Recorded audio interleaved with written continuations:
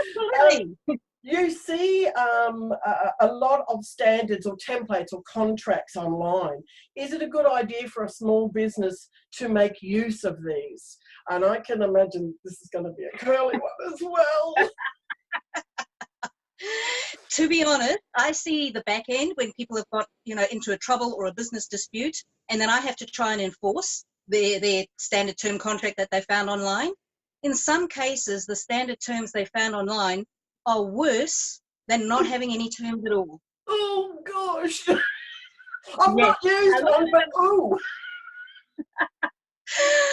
One particular client, I looked at it and I went, why did you give all these guarantees? That's way beyond what the Australian consumer law requires. Wow. And so she thought she had to be, because that was what was in the standard contract. And I just feel also the kind of businesses that I'm in contact with, your clients don't want a cookie cutter approach.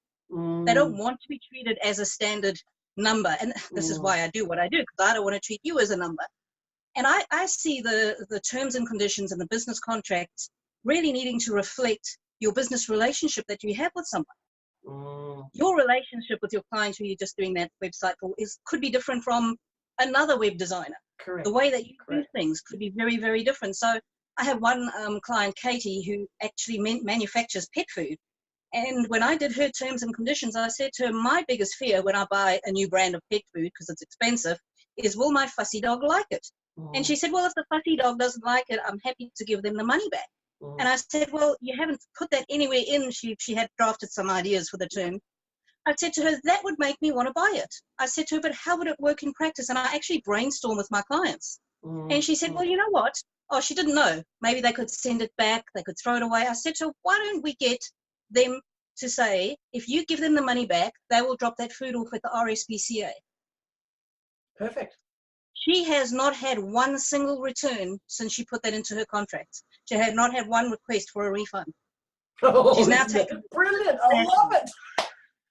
I love it. So it depends what you're trying to do with the terms and conditions. And I find a lot of people with those standard terms, I hate them because they can get you into trouble. But a lot of people don't even understand what they mean. Honestly, I would much rather that you just went and did a bullet point yourself and went, this is how I think it's going to work.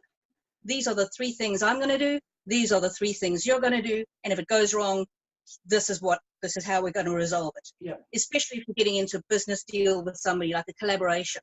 Yeah. You're going to create the website. I'm going to provide the legal input. If it goes wrong, we'll share the IP, or you can go ahead and use it later. Whatever it is, just sort of brainstorm a little bit. So like I did with Katie, I brainstormed what was the client's biggest barrier and how we could turn that around and show her personality and her individuality. Gotcha. Look, Cathryn, you can spend $50 on a standard contract. I don't think it's worth it. No, and great point. Again, that's another hour's conversation we could go into. One quick question I will